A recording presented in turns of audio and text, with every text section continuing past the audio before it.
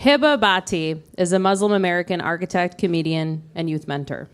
She works at Valerio DeWalt Train, a graduate of the Yale School of Architecture. She was one of Crane Chicago Business's 20 in their 20s this year. Welcome to the stage, Hiba Bhatti.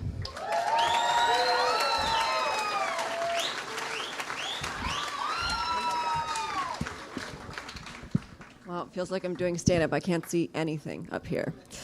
Yeah, I'm a brown architect. Yay! It's an intimate group. There's only a few of us. Fazlur Rahman, have you heard of him? He built the Sears Tower, but he's an engineer. Surprise, surprise. So it's just me. Yeah, basically, I don't think my parents, cousins, neighbors, pets, anyone thought I would be an architect because it wasn't the life that they chose for me. My grandma grew up in Pakistan. It's in a small village. This is her home. The middle has no roof. It has a tree, and birds grow on this tree, or they live in the tree. My second and third cousins over there. I'm talking about the birds. We have a big family. There's also a tiny kitchen that you can cook in. And basically, she was illiterate, but she taught her 6 kids to excel in their studies. These are my parents. They have a PhD in material sciences, and my mom has a master's in biology. They moved to America to give us a better life. And although they're both creative, that's a piece of calligraphy that they designed when they moved into our home. They thought their children would pursue STEM fields. The biggest challenge of living with brown parents, let me tell you, is that they want you to be like someone else. There's always one kid in the community that they compare you to. Fatima didn't make the front page news because she jumped on her grandma's back during prayer, Hiba. Be like her. Or Fatima went to Harvard. Be like her, please. You can only imagine my horror when my older sister became the Fatima of the Chicagoland area. I could not blame my averageness on my parents' schooling or genetics. This trophy here is real, and the bricks are there for scale. And it basically reads, most outstanding high school senior in USA. And I grew up next to that. You think my sister puts on the pressure? My brother has CP and has received the Inspiration Trophy every year for the past 10 years at Sunday school. There was pressure growing up for sure, and with successful siblings. And the expectation to have a real job by the Chicagoland Pakistani community was real. Clearly, I was on my way to greatness. I mean, look at me there. I think my teachers knew I was creative in some ways. I mean, come on, if you can stick your legs through this piece of cloth, why can't your head and arm go through too? But I think it's obvious that I wasn't going to take a traditional path. But I don't think anyone predicted it would be architecture, especially in the brown community where no one was an architect.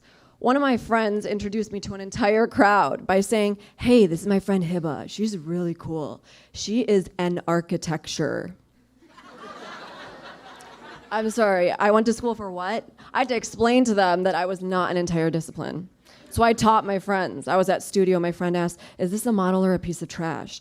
And I thought, oh my gosh, you think I designed a piece of trash? Or my actual design looks so bad that you think I designed it and it looks like trash and the other thing is actually my design. I just said, okay, listen, both of them look like a piece of trash, but this is the real piece of trash. It was A, the answer was A. Architecture has crept into my home life. It has brought out the perfectionist in me. And I can relate pretty well to kids, but not during arts and crafts. I mean, you can't put anything on the fridge unless it references an angle. Please don't do it. Crack out a laser leveler, please.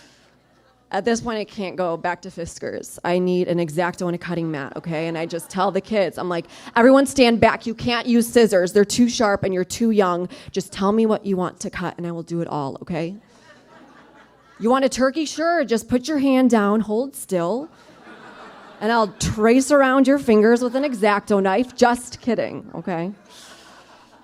Architecture also ruins my vacations. I go to the end of the earth to find the best buildings. Went to Korea. I was super excited to see the Imprint building. I was researching it. I found out it doesn't exist on Google Maps. What? That's like a dream, right? My friend said, are you sure it's even a real building or is it just a rendering? And I'm like, I did not just get on this plane to go see a rendering in Korea. So I went to the general region that it was going to be in and I just walked around for like 30 minutes and I finally found the building and it was honestly stunning and everyone should go see it. But like, it still looks pretty rendery, right? It was weird. Oh my gosh. Well, despite all these obstacles, I still pursued architecture, and obviously I'm visibly different than many architects and also comedians. I didn't have role models that looked like me, so it made my goals seem impossible to achieve. So that feeling of being in an uncharted territory gave me the push to not only create, but chase my dreams. The lack of mentorship is one reason I mentor at Valerio DeWalt Train. Our ACE team mentors high school students in Chicago, especially youth of color, and females, and we tell them their experiences are valid and they should share them. And they should use them in designs because you want your end products to be just like the diverse world we live in. And architecture has also brought in other creative aspects in my life, like calligraphy, which has run in the family for years. It's a way to elicit emotions through movement of words, and it's accessible to people who can read the language and who can't, much like the design of a building. Architecture was also my foray into comedy. Besides brainstorming the next way to make my brown parents cry at night by my hobbies, comedy, much like architecture, involves taking ideas and delivering them in a form that a diverse crowd of people can relate to and understand and connect with. It joins a whole group of people. I think at first my parents thought comedy was just a phase. Sorry. My parents are here today. I apologize. They began to embrace their daughters doing things brown girls don't typically do when they saw people laugh at our jokes. They're like, oh, wait, you're funny? Okay, go on. Oh, my gosh. But comedy is now a family affair. And my sister and I create the comedy duo UNSIBILIZED and perform skits about being brown American professionals, even though we're super unprofessional in the videos. A dream I'm sure was a nightmare for our parents when we started, but it's now something that we all laugh about. And we hit Steppenwolf Theater the weekend of August 13th, and we're really excited about it. Architecture wasn't the plan. So to anyone out there afraid of going against the grain, don't let fear stop you from reaching your full potential. Please experiment, talent, and find talent specific to you and create your own dream, even if it's never been done before. Because architecture was my first and biggest risk, but it kickstarted my unpredictable and awesome life. Thank you so much.